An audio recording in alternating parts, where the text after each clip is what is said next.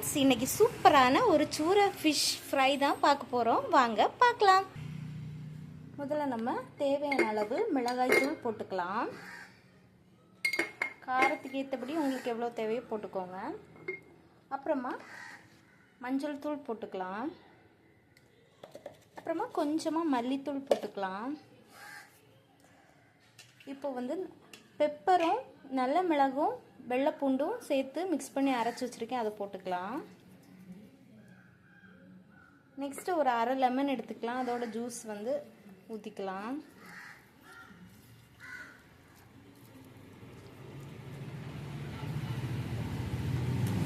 தேவையான அளவு சால்ட்டு போட்டுக்கலாம். இப்போ நல்லா நம்ம மிக்ஸ் பண்ண போகிறோம்.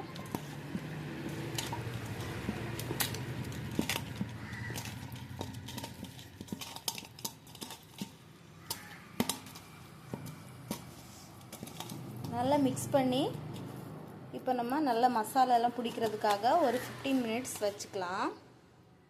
பாருங்கள் ஃப்ரெண்ட்ஸ், 15 மினிட்ஸ் ஆயிடுச்சு. இப்போ நம்ம ஃப்ரை பண்ணிக்கலாம். ஒரு ஃப்ரை பேன் அடுப்பில் வச்சு அதில் எண்ணெய் ஊற்றி வச்சுருக்கோம். இப்போ நம்ம தேவையான கருவேப்பிலை போட்டுக்கலாம். நம்ம இப்போது ஃபிஷ்ஷு மேரினேட் பண்ணி வச்சுருக்கிறத ஒன்று ஒன்றா போட்டுக்கலாம்.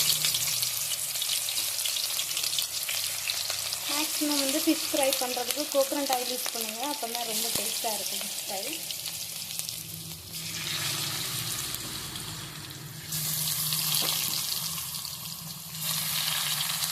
நல்லா வேகட்டும்.